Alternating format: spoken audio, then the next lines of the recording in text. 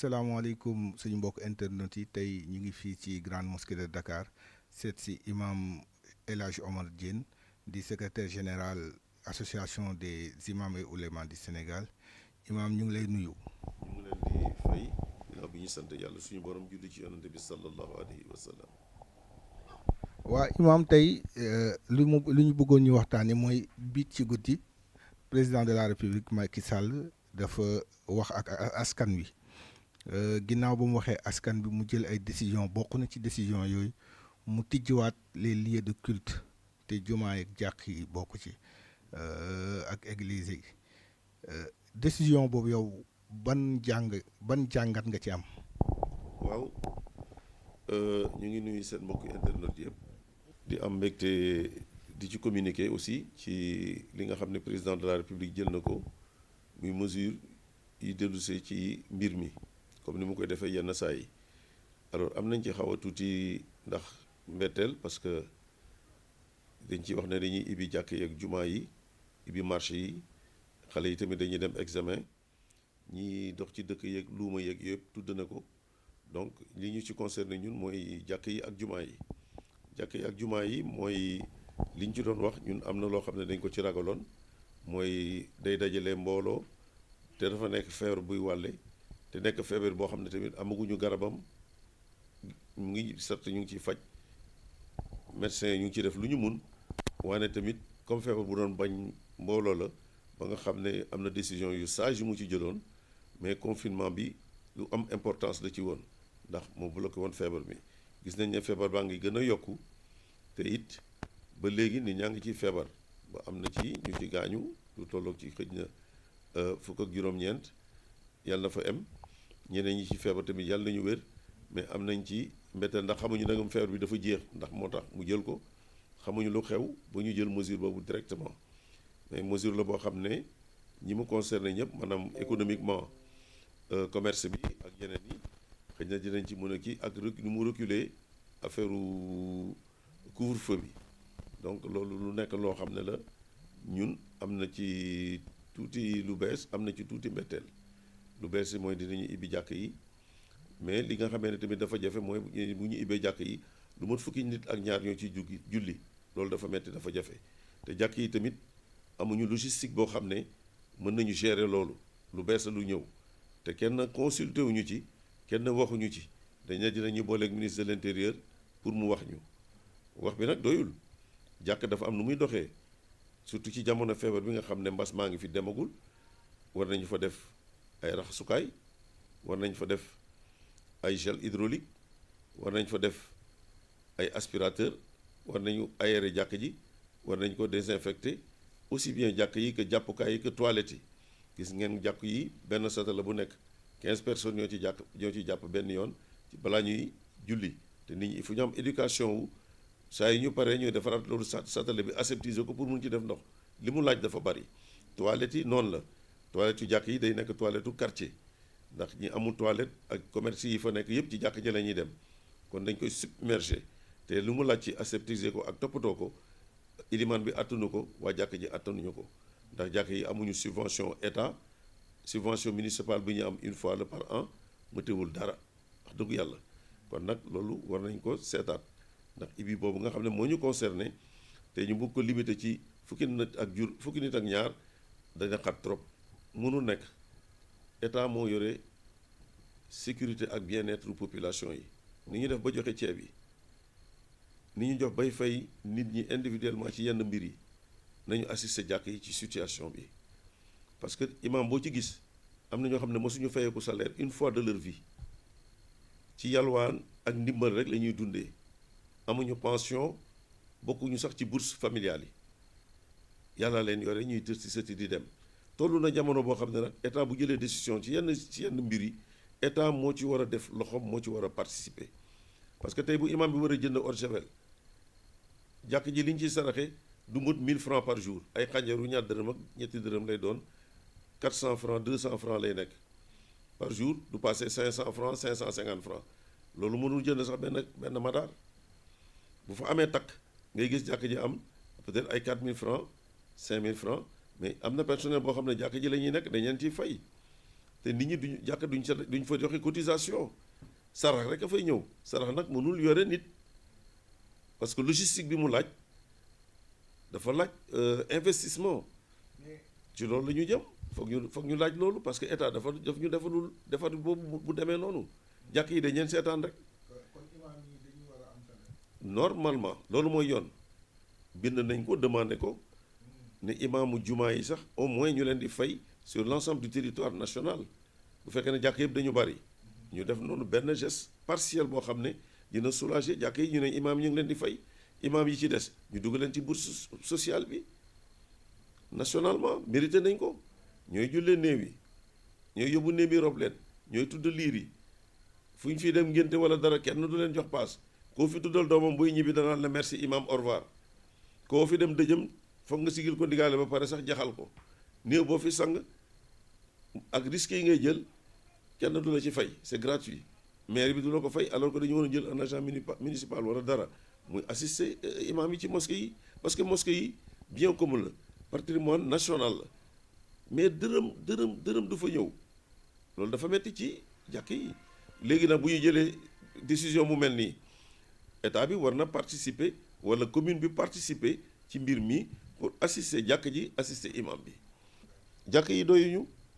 sur l'ensemble du territoire national 23000 jàkk moo fi am te ba léegi ñu ngi tabax non c'est pas mal c'est bien organisé bu ñu demee ba def association des imams c'est que dañu nekk association boo xam ne ay retraités rek a ci nekk amuñu doole ñu ngi fay chef de quartier yi du dëgg comme ñu ngi fay chef de quartier yi nañuy fay imam yi tamit loolu moo gën mais lii nga xam ne décision bi président jël ci situation bi dinañ ko ci interpeller mu def assistance aux mosquées c'est obligatoire et c'est légitime parce que def dans le bénévolat pour gérer loolu déjà di nga am problème mu 12 personnes ñooy dugg ñan ñooy dugg espacement bi salubrité jàkk ji salubrité environnement bi salubrité toilette yi hygiène u population bi ñëw gel hydroalcoolisé yi eau de javel beeg kii bi nga xam ne moom la ñu raxasoo loolu yëpp c'est de l'argent ça coûte quelque chose ou bien maire bi du ko joxe bokk à défaut de l'État maire commune bi nga xam ne c'est un démembrement de l'État ñu def effort boobu mais bu ñu ko tegee ci kaw imam bi rek day metti ci imam bi imam bénévolat la c'est pas un métier ki koy def il le fait par bénévolat am na ci droit bu ko neexee mais imam mbooloo koy fal critères yi ñu koy falee peut-être lu état moom lay jël loolu mais imam yi assistance la ñuy def ci population yi participation la ñuy def ci population yi ça a été toujours comme ça mais dans les autres pays maintenant il y a une réorganisation du grade de l'imama mais malheureusement suñu imam yi génn ci daara yi ils n'ont pas de diplôme bu ñuy fay kon nañuy fay loolu nañu fay ñëpp rek au même titre dans un premier temps peut-être mën nañu ko commencer ci imaamu jumaa yi mu après am ay mise à jour ñii ñu antanu ñu dugal leen ci bourse familiale yi amuñu benn assistance donc loolu il est grand temps nag coronavirus bi mu ñëwee ça donne un nouveau départ à tous les statuts léegi dans le monde moderne imaam yi dañuy jàng ci bii boor jàng ci bii boor mën ci bii boor mën ci bii boor donc addina moo toll foofu te comme jamono day dox ñu sommes à l'heure numérique gis nga ne imaam bu nekk am na portable buy jëkk da ngay gàddu sa kaamil di dem di dox léegi sa portable ngay jàngee sa alxuraan am na ay séance de lecture de Coran yi ñu assisté ñun da ngay gis ñëpp imaam bu nekk portable am lay yor mooy jël isib bi ba isib bi fa la koy jàngee mu jeex ba pare ku nekk def sa poche nga dem donc jamono toll na foofu l'islam nag mënuñu wax ne ay grade la ci lii wala ci ay grade ci lële boo jàngee alxuraan ba mokkal ko te mën fiq xam ko xam ponki julli yi xam àtte julli yi donc loolu dafay nekk day nekk jàkk yi bariwuñu loolu am na ministère de l'éducation nationale am na léegi département boo xam ne moo yore daara yi pour les formations di nga jàng ba pare am un métier en même temps pour source de revenu bi nga xam ne day jox autonomie imam bi financièrement donc parce que ñëpp mënuñu def commerce ñëpp mënuñu jàngale foog ñu servir aussi dans d'autres corps de métier te profil la boo xam ne le Sénégal manque d'ouvriers te tollu nañ foo xam ne imam bi day liggéey wàcc ñëw jàng julli si ànd ak métier am donc xam nga tey am na pénurie de maçon période de carreleur bu njëkk dañuy yóbbu sax ay ouvrier ay gamoo yu kenn xamul léegi ouvrier yi ouvrage dafa am doole te fi ñu toll ci àddina bu ñu formé xale yi ci daara yi bu ñu màggee dañuy nekk ay noble am participation active bu ñu def ci biir société bi te jamono moo toll foofu nekkatul rek jàngal la yalwaan jàngal la dox jàngal alxuraan c'est bien mais nga boole ci métier léegi foofu la jamono toll te état bi moo ko war a organiser te ñu ngi ci gis nañu ne def nañu orientation ak aménagement yu bari bu dugal ko ministère de l'éducation nationale def ay cartographie des daara des trucs pour mën a structurer waat ce corps de métier.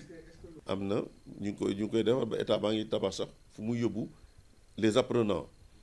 ça va aller bien. c'est presque terminé ñu bëgg a jàng wala ñi yóbbu daara wala ñu yóbbu ci bari ca foofu lañ leen di yóbbu pour xale bi bu génnee foofu rek day ànd ak métier day am dara lu muy mun am dara lu muy def. waaw loolu dafa am 2 cas de figure xam nga tey bi ñu tëjee jàkk yi c'est pas un secret am na nit yu bari ma consulter pour ma teg ay rajo di ci julli ñuy dégg seen kër di suivre am na borom kër yoo xam ne mënuñu jiite seen njaboot négligence feeñ na foofu ak manque de maturité bi ñu nekkee xale pour jàng alxuraan mën dara beaucoup de famille mënuñu naafila te naafila sax ci kër yi lañ ko war a defee mooy ngëneel bi jàkk ji daf doon dépanner nit ñi ci loolu lu rafet la nag loo xam ne nit ñi aadawoo nañ ko mais taxul ñàkk naafila bi comme ni ñu koy waxee ca jàkk ja taxul nga ñàkk sa koor naafila sa kër mën a def sa kii naafila online bi nag c'est à discuter jamono day dox est-ce que war na mën a nekk est-ce que warul mën a nekk li koy handicapé mooy réflexion boo ko defee xam nga toujours sa portable bi nga jékki-jékki dootul am réseau wala nga dem banque ci caisse bi ñu ne non tey ligne bi doxul amul réseau donc loolu dafa bokkul ci jamono ji ñu nekk nañu doxal l'islam ni ñu ko fekkee te bañ di ko modifier di ko amender l'islam amul amendement l'islam dafa mat sëkk pratique yi nañ ko defee sans tricher nit ñi nañu jàngee alxuraan ku bëgg a jàmm yàlla da ngay jàng ni ko yàlla santaane doo dund ba am 60 ans am temps wu lépp te amuloo temps wu jàng du wees te nit ñi dañu war a jàng xam seen diine xam seen bopp te diine kenn du ko jàng ci réseaux sociaux yi déedéet da ngay toog sa bopp léegi mën nga jàngal sa bopp boo taalee sa cassette léegi nga dégg bu yàggee nga xam bu yàggee nga mën a tari di ko suivre ku nekk mën na jàngal boppam oustaz yaa ngi fi du ñu jeex nit ñi nañu sacrifié wu di def ci l'islam bañ ko def en marche rek ne di laïcité état boobu la ñu war a teggi ci loolu nit dafa war a am diine comme ni ñuy former soldat pour muy dem guerre nit ci xaleem nañ ko war a former ci diineem muy bu catholique bi muy bu protestant bi muy bu musulman bi wala bu juif bi en tout cas diine dafa war a accompagner nit giiru dundam ndax moom lay dundee moom lay duggee moom lay génnee tey gis nga ñi lay wax imam copiel ma julli yi ci clé ndax mënuma julli loolu foo ko mosee gis borom kër bu ñëw ne la ah ñun nu ñuy def xamuñu nu ñuy def man mënuma jiite sama njaboot te rusu ko wax effectivement dëgg la di nga dem ci rob kii ne la man bindal ma dara loo xam ne may ñaanal sama yaay bi gaañu wala may ñaanal sama papa bi gaañu li ma jàngoon fàtte naa ko ay du ñu jeex ci dëkk bi bureau bi ngay gis bureau imam yi toujours nit ñëw fii ci doléance bu mel noonu te loolu il est grand temps nag ñuy former sax les personnes adultes mais personnes adultes yi ñoo gën a am li nga xam ne mooy ay intermédiaire sa portable mën nga ci di jàng bu la benn oustaz jàngalee pendant 2 mois rek nga mën a lire mën a écrire mën a dem te surat yi à force nga koy déglu comme ni ngay dégloo musique wala ni ngay dégloo leneen daf lay guider nga am prononciation bi am phonétique bi am vocabulaire bi peut-être doo mën a jàng traduction bi directement ndax livre yi sax léegi dañu di traduire donc mais au moins nga am loo mën a jullee loo mën a téye sa bopp ak loo mën a téye sa njaboot. cheetetetet mais yow sawaay yow fu ñu la fekk yaa ngi ci kanamu ordinateur bi wala sa kanamu tablette ba sa téléphone portable lu xew mais damay lire ay information waaw xoolal boo bëgg am ay information yu leer nañ et en temps réel duggal ci www.senegal7.com ay information yu wóor man de maa ngi application Sénégal 7 lépp lu xew dama koy jot ci sama téléphone ci tàng bi te nag application Sénégal 7 am ko yomb na da ngay dugg ci Play Store wala Apple Store nga télécharge ko rek xam li xew ci réew mi ak la xew ci bitim réew te nag dara du la ci umpu. Vous voulez des informations en temps réel? Cliquez sur www.senegal7.com. Sénégal 7, le roi de l'information en temps réel.